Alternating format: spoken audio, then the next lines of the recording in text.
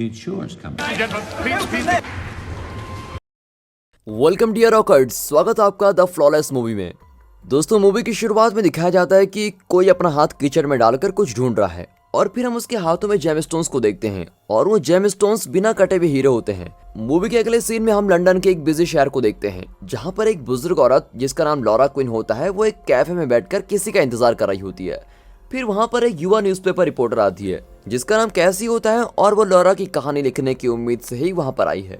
फिर जैसे ही वो दोनों बात करना शुरू करते हैं तो लॉरा उसको एक 168 कैरेट्स और 58 फेसेट्स का हीरा दिखाती है।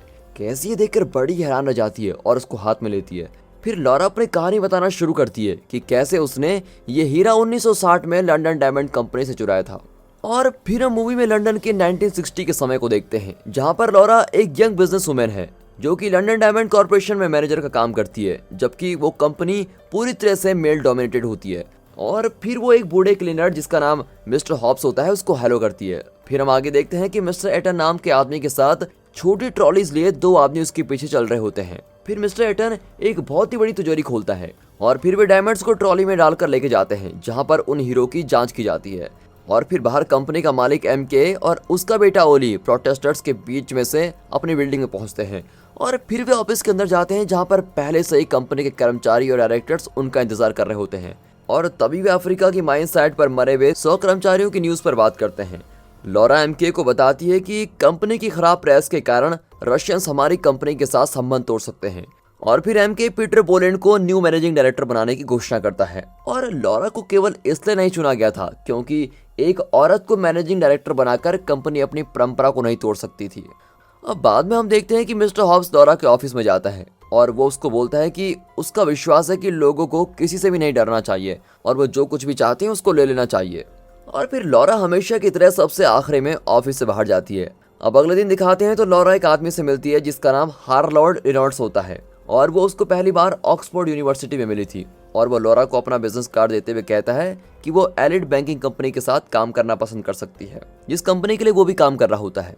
अब अगली सुबह उसको अपना इंस्पिरेशनल नोट मिलता है और नीचे एक नकारात्मक प्रतिक्रिया लिखी होती है और उसे एक सिनेमा की टिकट भी मिलती है जिसके पीछे सेशन का समय लिखा होता है। अब बड़ी उत्सुकता के कारण वो लंच ब्रेक में सिनेमा के लिए निकल जाती है और जैसे ही लॉरा सिनेमा के अंदर जाती है मिस्टर हाउस वहां पर पहले से होता है और वो उसको साथ बैठने के लिए बोलता है। लॉरा अपने पेशेंस को खो रही होती है लेकिन मिस्टर हॉब्स उसको बताता है कि उसने डायरेक्टर्स के बीच की बात को सुन लिया था और वो जल्द ही लॉरा को नौकरी से निकालने वाले हैं। फिर वो उसको एक प्लान के बारे में बताता है जिसमें वो कुछ हीरो को चुराकर बहुत ही अमीर बन जाएंगे। लेकिन लॉरा को मिस्टर हॉब्स पर यकीन नहीं होता और वो सोचती है कि इस पर विश्वास किया जाए या नहीं। और फिर वो उसको चेतावनी देती है कि अगर वो ऐसा करेगा तो वो कभी नहीं बच पाएगा। अब बाद में काम पर लॉरा को उसका टर्मिनेशन लेटर मिलता है जिसके कारण वो अगले जॉब के लिए हार्लॉर्ड रेनॉल्ड्स से मिलने का समय तय करती है। और फिर हम देखते हैं कि लॉरा रेस्टोरेंट में हार्लॉर्ड के साथ बैठी हुई है और वो बोलता है कि उसकी कंपनी उसको जॉब नहीं दे सकती क्योंकि वो जॉब के लिए एक अयोग्य है। और तब लॉरा को लगता है कि उसकी कंपनी ने उसके बारे में बहुत ही कुछ गलत बातें फैला दी हैं। और फिर उसी रात वो सोफे पर सो जाती है और उसको एक बहुत ही डरावना सपना आता है जिसमें वो कंपनी से हीरो को चुराने की कोशिश कर रही है और गार्ड्स उसको पकड़ लेते हैं। अब अगली शाम को वो हॉब्स का पता लगाने के लिए कुत्तों की दौड़ में जाती है और वो हॉब्स से पूछती है कि वो कंपनी को कैसे लूट सकते हैं। वो उसको अपने अपार्टमेंट में लेके जाता है और वहां पर प्लान को बताता है और कहता है कि तिजोरी के कोड हर वीक बदले जाते हैं और उस कोड को ढूंढने के लिए लॉरा की जरूरत होती है जो कोड MK के घर पर होते हैं। हॉब्स लॉरा को बताता है कि जब वो रशियंस के मनोरंजन के लिए MK के घर में एक फंक्शन में जाएगी तो उसे वहां पर तिजोरी के कोड्स को खोजना होगा। वो बताता है कि वो अपने ड्रिंक्स थर्मस में बहुत सारे हीरे ले जा सकते हैं और जिससे वो बहुत ही अमीर बन जाएंगे।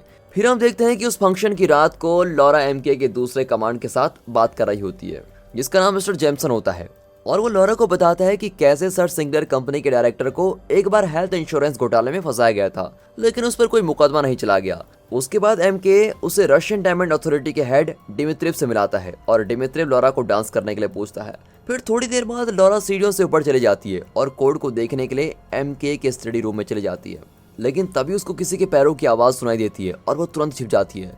और फिर पता चलता है कि MK ही अंदर आया है और वो तिजोरी को खोलता है पर लॉरा उसको देख लेती है और उस छोटी तिजोरी के कोड को याद कर लेती है। अब उसके जाने के बाद वो उस तिजोरी को खोलती है और कोड को ढूंढ लेती है।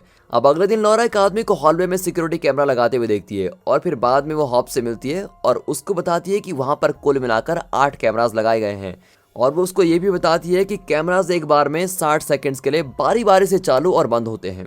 फिर हॉब्स लॉरा को भरोसा देता है कि उसके लिए तिजोरी के अंदर और बाहर निकलने के लिए काफी समय है। अब अगले सीन में हम देखते हैं कि हॉब्स सिक्योरिटी रूम में फर्श की सफाई कर रहा है और कैमरे के टाइम को देख लेता है और फिर सफाई कमरे में वो अपने स्टॉप वॉच को देखकर आगे चलता है। अपने स्टॉप वॉच को देखते हुए वो तिजोरी के पास चला जाता है और कोड को डालता है। इसी बीच लॉरा सिक्योरिटी रूम में कॉल लगाती है ताकि सुरक्षा कर्मचारी का ध्यान भटक जाए और इससे हॉब्स को थोड़ा और समय मिल जाता है। हॉब्स फिर अपनी स्टॉप वॉच देखता है और तिजोरी को खोलता है, फिर जल्दी से कॉरिडोर की तरफ भागता है ताकि कैमरे की नजर से बच सके। बाद में हम हॉब्स को अपना काम खत्म करते हुए घर जाते हुए देखते हैं। अगली सुबह लॉरा हॉब्स को काम छोड़ते हुए देखती है, लेकिन एक क्लर्क हॉब्स को वापस अंदर लेके जाता है और कहता है कि जाने से पहले ये टॉयलेट तो ठीक करके जाओ। फिर हम देखते हैं कि हॉब्स घर पर अपनी टी के थर्मस को सिंक में खाली कर रहा होता है, लेकिन उसमें तो कोई भी हीरे नहीं होते। ये कैसे हो गया? अब अगले दिन सभी डायमंड सॉर्टर्स घर जा रहे होते हैं। फिर लॉरा नीचे लॉबी में जाती है और जेमसन को घबराहट में देखती है और जब लॉरा लेडीज टॉयलेट में होती है तब मिस्टर एटन उसको बुलाता है और उसको तिजोरी के पास लेके जाता है और अंदर जाते ही लॉरा को अपनी आंखों पर विश्वास नहीं होता क्योंकि तिजोरी पूरी तरह से खाली है।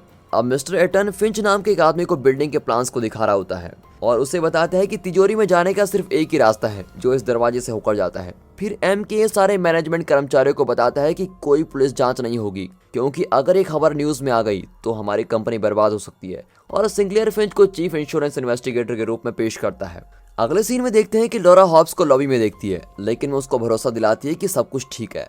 बाद में लॉरा MK के ऑफिस में जाती है जहां हम एक आदमी को देखते हैं जिसका नाम बोयल होता है और वो MK को कुछ इन्वेंट्री की खरीद के लेटर्स को देता है, पर बोयल अपने क्लाइंट की पहचान और इन्वेंट्री की सामग्री से अनजान होता है।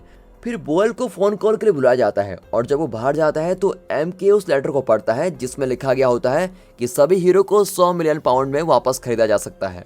और जाने से पहले बोयल MK को एक छोटा पैकेज देता है और फिर वो वहां से चला जाता है। MK उस पैकेज को खोलता है जिसके अंदर एक बड़ा हीरा होता है जिसे द साउथ अफ्रीकन स्टार के नाम से जाना जाता है। अब बाद में फिंच लॉरा से कुछ सवाल पूछता है और देखता है कि वो बहुत ही घबराई हुई है। अगली सुबह लॉरा जेमसन को बोलती है कि वो फिंच के साथ उसकी जांच में मदद करना चाहती है। फिर लॉरा फिंच को ढूंढकर एक साथ वार्ड में जाते हैं। अब फिंच उसको बताता है कि 60 सेकंड के अंतराल के CCTV कैमरे इतने सुरक्षित नहीं हैं। फिंच उसे ये भी बोलता है कि यहाँ पर कोई जबरन परिवेश भी नहीं होता है और उन्हें ये भी लगता है कि चोर को कॉम्बिनेशन कोड के बारे में भी पता था। अब अगले सीन में हम देखते हैं कि सिंक्लेयर MK को पर्याप्त हीरे खरीदने के लिए 5 मिलियन पाउंड का चेक देता है ताकि वो अपना बिजनेस ट्रेडिंग जारी रख सके, लेकिन MK के पास तो अभी हीरे है ही नहीं, उसको तो कैसे भी करके सारे हीरे वापस चाहिए। और अब MK अपना आपा खो देता है और सिंक्लेयर को फिरौती नहीं देने पर बर्बाद करने की धमकी देता है। फिर हम हॉब्स को अंडरग्राउंड कैनल के नीचे देखते हैं। अब लॉरा उसको कहती है कि उन्हें अब हीरे वापस करके एक सौदा कर लेना चाहिए, लेकिन फिर हॉब्स बोलता है कि अगर उसने ऐसा किया तो वे जेल जाएंगे। अब उसके बाद लॉरा कंपनी के बिल्डिंग प्लान को देख रही होती है और तभी फिंच वहां आता है और बस एक फॉर्मेलिटी के लिए लॉरा की उंगलियों के निशान लेकर चला जाता है।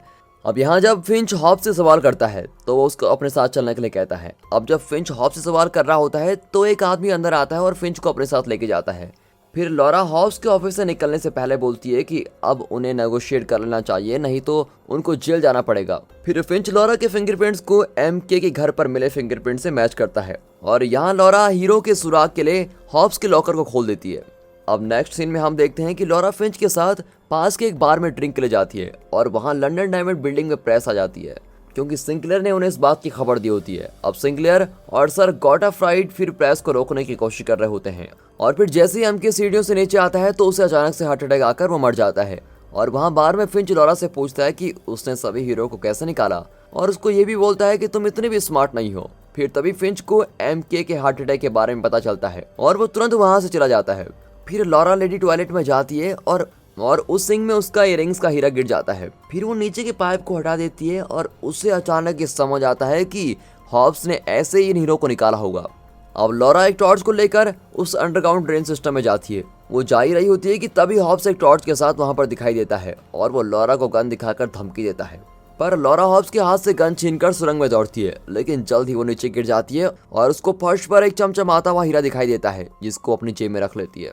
फिर हॉब्स अपनी कहानी बताता है कि उसकी वाइफ को बहुत ही खतरनाक कैंसर था, पर इंश्योरेंस कंपनी ने सर्जरी करने के लिए बहुत ही समय तक इंतजार करवाया, जिसके कारण कैंसर बहुत ही ज्यादा फैल गया और उसकी पत्नी मर गई। और उस समय सिंक्लेयर ही इंश्योरेंस कंपनी का चेयरमैन था जिसने सर्जरी को पोस्टपोन कर दिया था।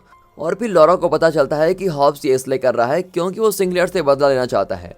अब यहाँ गॉडफ्राइड सिंक्लेयर को बताता है कि वो 100 मिलियन पाउंड की फिरौती देने के लिए सहमत हो गया है। सिंक्लेयर ये सुनकर अपने ऑफिस में जाता है और खुद को गोली मार देता है। लारा हॉब्स को बताती है कि कैसे उसने अपना हीरा सिंक में गिरा दिया था और जिसके कारण उसे इस सब का पता चल गया। और फिर हमें मूवी के उस फ्लैशबैक सीन को दिखाते हैं जब हॉब्स सभी हीरो को ट्रॉली में डालकर अपने वर्क रूम में ले जा रहा था। यहाँ ओली को पता चलता है कि फिरौती को अकाउंट में जमा कर दिया गया है, पर बोयल नोट करता है कि हीरो के स्थान का अभी कुछ पता नहीं चला है। और हम देखते हैं कि कैसे हॉब्स ने हीरो को सिंक के नीचे डाल दिया था और वो साउथ अफ्रीकन स्टार हीरा टॉयलेट के तल में फंस गया था, जिसके कारण हॉब्स को उसको साफ करने के लिए कहा गया था। फिर हम देखते हैं कि हॉब्स लॉरा पर गन तानकर ट्रिगर खींच देता है, पर आश्चर्य की बात तो ये होती है कि उसकी गन तो खाली है, उसने कभी उसको लोड ही नहीं किया था। और वो उसको कहता है कि अब कोई फर्क नहीं पड़ता क्योंकि पैसे तो वो ऑलरेडी पे कर चुका है, और अपनी टॉर्च बंद करके वहां से चला जाता है। फिर लॉरा सुरंग से नीचे उतरती है और कोने के चारों ओर देखती है और उसको वहां पर हीरे का एक ढेर मिलता है। और फिर हम कुछ आदमियों को उस सुरंग में देखते हैं, और जबकि लॉरा एक कंबल में लिपट कर बैठी भी होती है। और फिर फिंच उसके पास आता है और कहता है कि मेरी 5% की फीस तो कम हो गई क्योंकि हीरे तुम्हें मिले हैं। अब लॉरा अपना अपराध स्वीकार करने वाली होती है, लेकिन फिंच उसको रोक देता है और उसको बोलता है कि वो उसका जीवन सलाखों के पीछे बीतते हुए नहीं देख सकता, और अलविदा बोलकर चला जाता है। फिर लॉरा को अपनी जेब में रखा हुआ बड़ा हीरा याद आता है, लेकिन वो उसको अपने पास रखने का फैसला करती है। अब अगले सीन में ओली प्रेस को बताता है कि हीरे चोरी नहीं हुए थे और डिमित्रिव कंपनी के साथ फिर से संबंधों के लिए कॉन्ट्रैक्ट पर साइन कर देता है। और अब प्रेजेंट टाइम में दिखाया जाता है कि लॉरा कैसी के साथ बात कर रही होती है और उसको बताती है उसने 1 महीने बाद एक कंपनी को छोड़ दिया था और उसे स्विस बैंक से एक लेटर मिला था जिसमें उसको बताया जाता है कि उसके अकाउंट में 100 मिलियन पाउंड जमा किए गए हैं। और फिर लॉरा कैसी को अपनी कहानी की एक स्क्रिप्ट भी देती है ताकि इस कहानी से दूसरी औरतों को प्रेरित किया जा सके। और अंत में हम देखते हैं कि कैसे लॉरा ने सारे पैसों को पूरी दुनिया में दान कर दिया है, और हम लॉरा की एक तस्वीर उसके पति उसके बेटी के साथ देखते हैं। फिर कैसी उस फाइल स्क्रिप्ट के अंतिम शब्दों को पढ़ती है, ये दुनिया अद्भुत है और आप देने वाले होंगे या लेने वाले। कैसी लॉरा की तलाश के लिए बाहर जाती है, लेकिन वह पहले ही वहां से जा चुकी होती है। और दोस्तों यहाँ पर ये मूवी खत्म होती है। तो दोस्तों इस वीडियो को एक लाइक और चैनल को सब्सक्राइब जरूर कीजिएगा, और आपके कमेंट्स भी हमारे लिए बेहद जरूरी है। और हाँ, साथ ही अपने फ्रेंड सर्कल में इस वीडियो को शेयर जरूर कीजिए। And finally thanks for watching.